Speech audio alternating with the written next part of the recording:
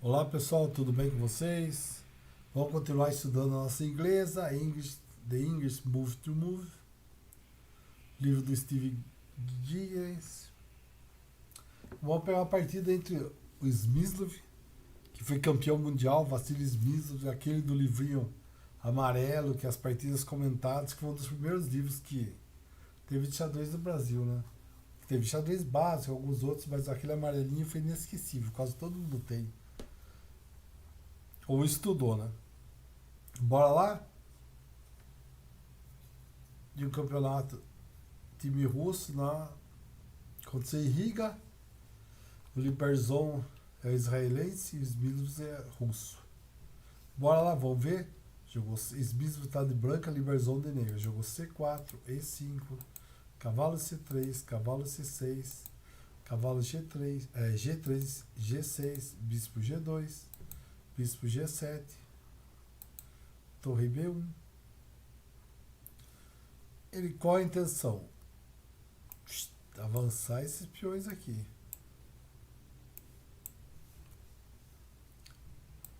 D6, B4, A6. Então o que é sempre importante, você começar a olhar, ele está desenvolvendo a inglesa, como ele ataca. Isso é muito importante. Como que ele muda, ele desenvolve o jogo, ele está saindo da abertura, para depois ir para o meio jogo. Como que ele vai desenvolver as peças e atacar o adversário? Você tem que prestar bastante atenção nisso, tá? Agora fazer o cara ficou a pergunta. Qual a ideia aqui? O preto quer sustentar o B4 e B5. Então ele avançou 6 para sustentar o B4 e 5. Portanto, ele mantém seu cavalo em C6. Ele vai deixar o cavalo aqui e avança. Talvez, tá? Mas se as pretas queriam fazer isso, por que não jogar A5? Ele está falando, por que não jogar A5? Por que jogar depois de A5? Ele vai fazer o quê? Ele vai fazer A3. As brancas conseguem avanço. Só avança de dama de qualquer maneira a coluna seria aberta. As duas linhas costumam transpor. Mas aqui o preto teve uma ideia um pouco mais sutil em mente. E3. A pergunta é, como isso difere do plano cavalo C3 do Seirawan, que foi a partida que a gente viu anteriormente? Porque o plano de E3 é jogar cavalo de G E2. Tá? Então ele está querendo o quê? Ele está querendo trazer o cavalo para cá. Que vai vigiar o meio também aqui.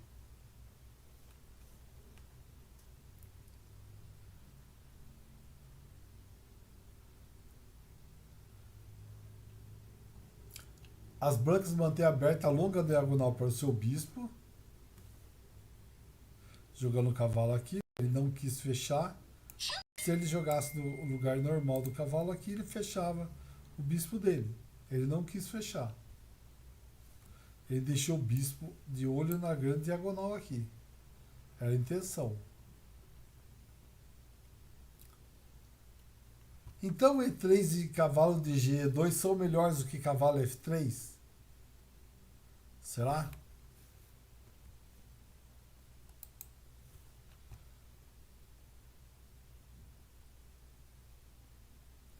Não necessariamente, embora seja provavelmente mais popular nessa posição, a principal desvantagem do E3 é que ele enfraquece as casas claras ao redor do rei branco. Especialmente o F3, que pode se tornar um problema posteriormente. Bora lá, continua F5.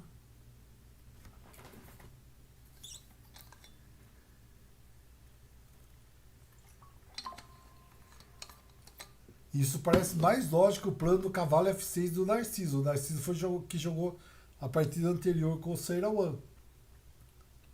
Resposta é, na medida em que persegue a contra-jogo do rei mais ativamente, no entanto, todo o movimento do peão cria uma fraqueza. Além disso, aqui as brancas estão bem preparadas para avançar F2 e F4 aqui, né?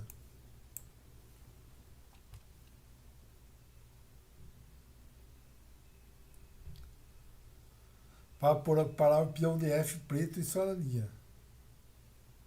Jogar bispo E6. Aqui.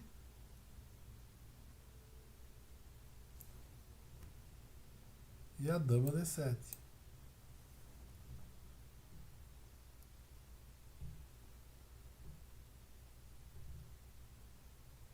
Para poder trocar o bispo de G2.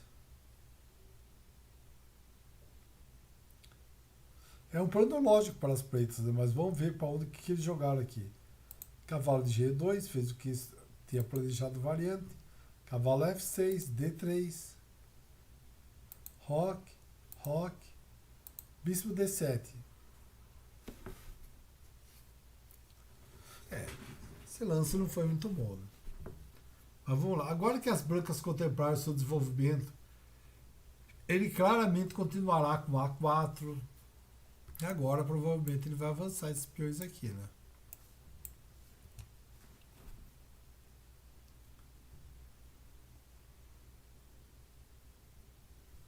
A4 e B5, né? O preto tem uma ideia sutil aqui, novamente desenvolvida por Spassky, que começa com torre B8. Parece uma jogada engraçada, a resposta, talvez, mas baseado em um ponto tático sutil. Depois de A4, as negras pretendem continuar. A5, B5. Aqui é melhor B por A5 mesmo, né? Mas podia jogar B5. Cavalo B4. Tentando bloquear a ala da dama e parar a jogada das brancas daquele lado do tabuleiro. O 10º movimento, que foi lá para trás, né? Foi bispo D7.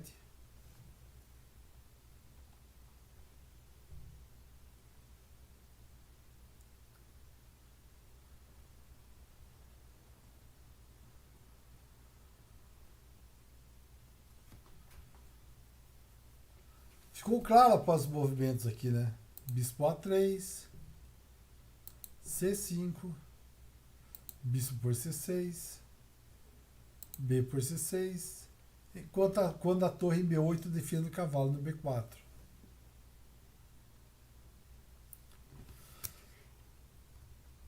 Porque se capturar aqui, ele pode capturar de torre, eu vou entrar com o peão aqui, ameaçando o cavalo, tentar avançar o peão.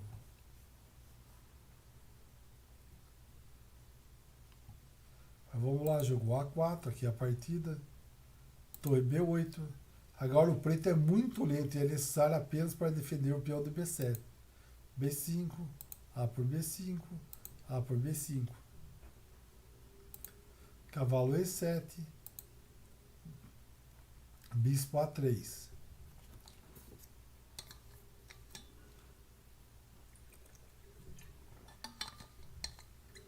O Seirawan fez a mesma jogada, lembra? Ele também jogou esse bispo aqui em A. Em A3, a mesma jogada do Smysl. O bispo sempre vai aqui, né? Nem sempre, mas geralmente é bom. As ameaças de C4, C5, ou B5, B6, prejudicando a estrutura central do peão das pretas. Bispo E6. Uma admissão que sua 10ª jogada não foi a melhor. Se as pretas não jogassem torre B8, ele poderia pelo menos ter colocado o bispo no E6 de uma vez. Ela jogou o quê? Rei B3, B6, D4.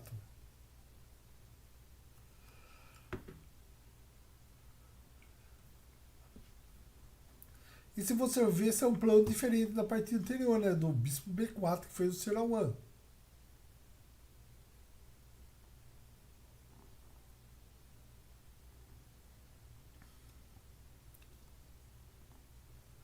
O Smysl.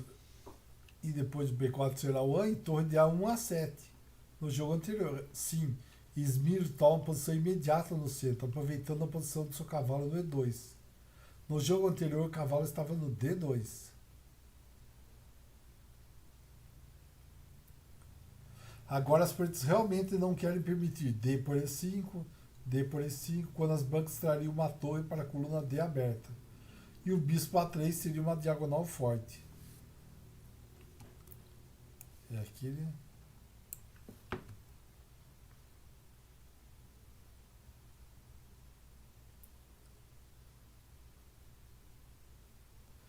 O próximo, portanto, é quase forçado.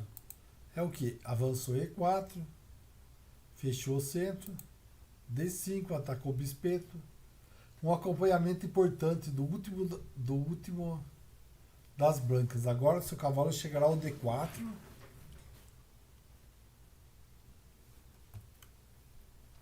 Observando duas casas tentadoras de entrada em C5 e C6 e E6. Olha que chupete, olha. Ficaram agora vários pontos muito legais aqui, né?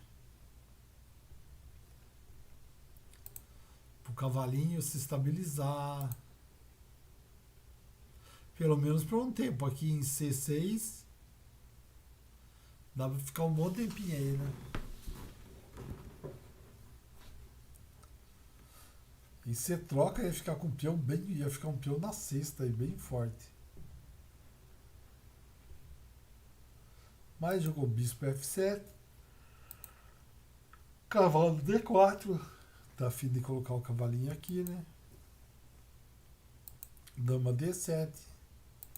Bispo D2. Bispo B2. Qual o objetivo disso daí? O bispo fez seu trabalho na diagonal aqui. A3, F8.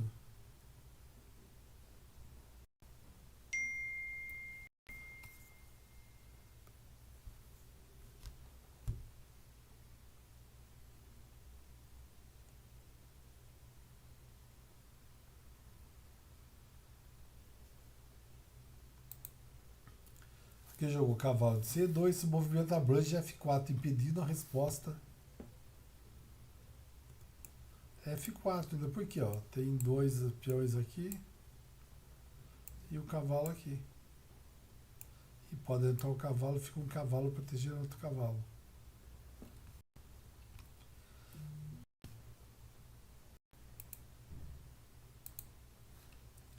Esse movimento da branca de F4. Além de desmascarar o bispo da diagonal longa, o sonho final das brancas seria levar o cavalo para F4 e para E6.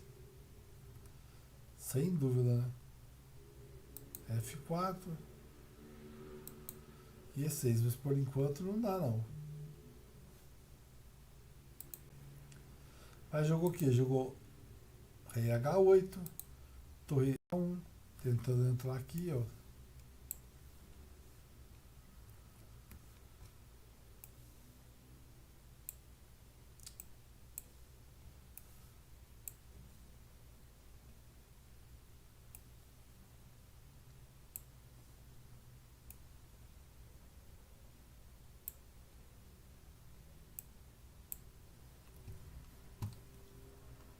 Cavalo G6, F4.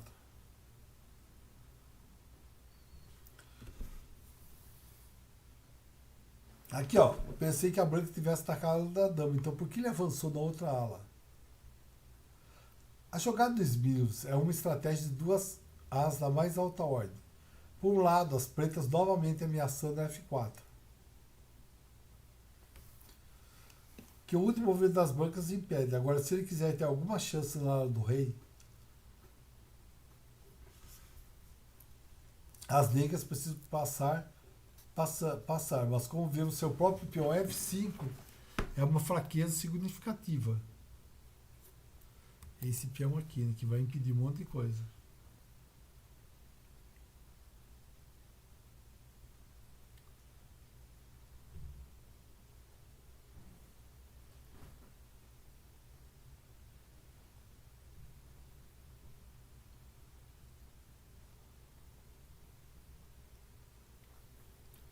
Olha lá, jogou E por F3, torre por F3, cavalo E7, torre C6. Ele botou o cavalinho onde ele queria. As negras podem trocar o cavalo, mas vai ficar aqui com o peãozinho na cesta, bem protegido por sinal. Será que ele vai deixar? Torre de B8, cavalo de E4. A pressão atinge níveis críticos. A ameaça é o quê?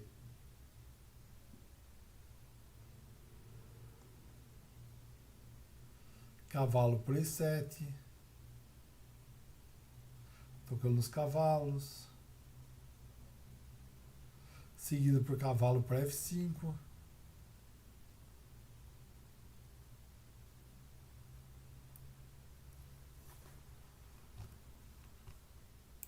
Ele ia atacar aqui e aqui ele ganhava um peãozinho.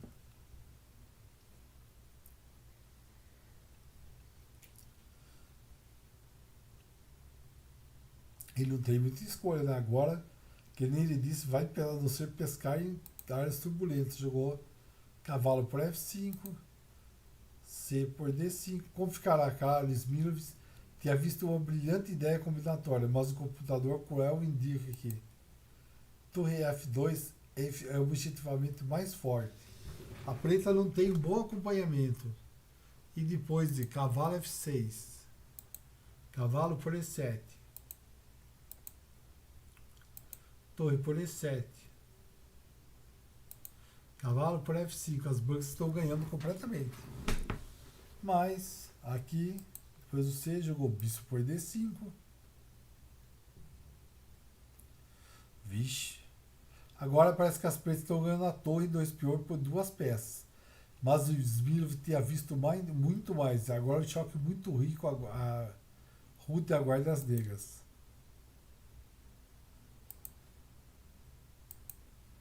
Cavalo por F5, torre por F5. O objetivo da peça de Smilov é bispo por B3 e é recebido por bispo por G7, cheque, rei G8,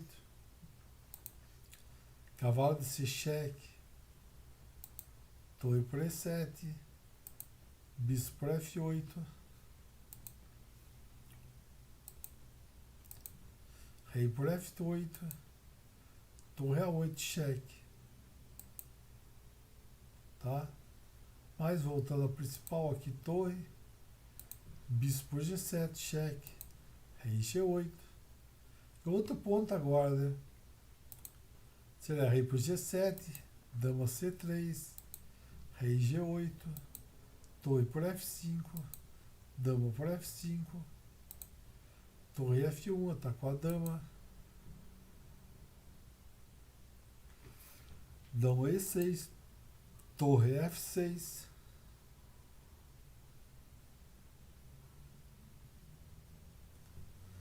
quando a dama se move, o bispo discípulo cai após cavalo por E7 cheque.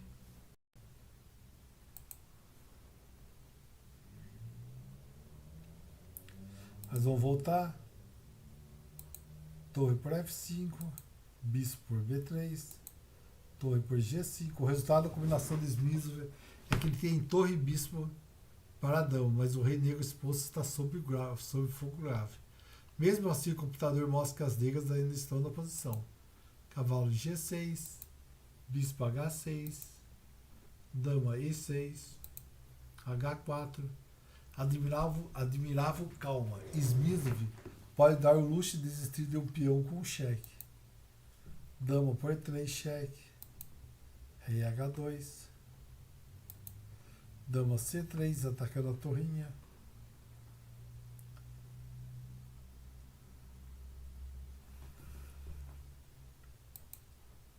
torre F1, bispo C4, torre F2, cavalo por E7, cavalo E7 cheque não é muito criativo não. Não leva nada de especial, depois eu vou jogar rei H8. Mas vamos lá, rei, torre 1, torre DG F5, bispo por B5. As negras estão sob pressão, né? Aqui, depois de E6, a posição ainda não está clara. Exercício. Encontra um movimento forte para as brancas. Que movimento que é forte para as brancas? Bispo D2. Veio atacar a dama do adversário. transferindo o bispo para a diagonal longa com o tempo. Porque aqui eu podia jogar bispo B5, rei H8, depois bispo B2, ficava igualmente quase bom, né? Mas eles jogaram o quê? Rei B1, forçado a defender o bispo em B5.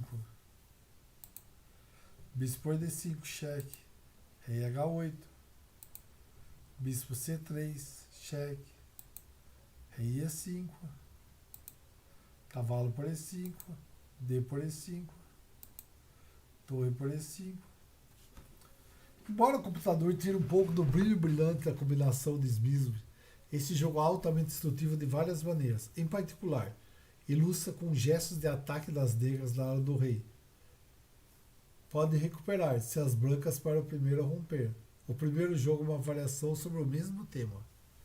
Então essa daqui o Smith papou do Liberazão, que com esse nome é israelense. Espanhol, de algum partido de língua espanhola que migrou para Israel. Tá bom? Valeu, pessoal. Partida muito interessante e legal. Então, o que vocês têm que guardar? Como que, por exemplo, que é a passagem da abertura para o meio jogo. Como que foi, como que você vai atacar. Isso que vocês têm que prestar atenção na partida. Você vai olhar a partida, vai olhar o que? Sei lá, pega a partida, por exemplo, de que tem 2.600 rate para cima. E que joga inglesa. Daí você vai olhar um excelente jogador que, olha, que é um baita jogador de inglês, é brasileiro, o Jaime Sunier. Você encontra partidas dele aí por aí no Chess Games e em outros lugares. Ele é um exímio jogador da inglesa.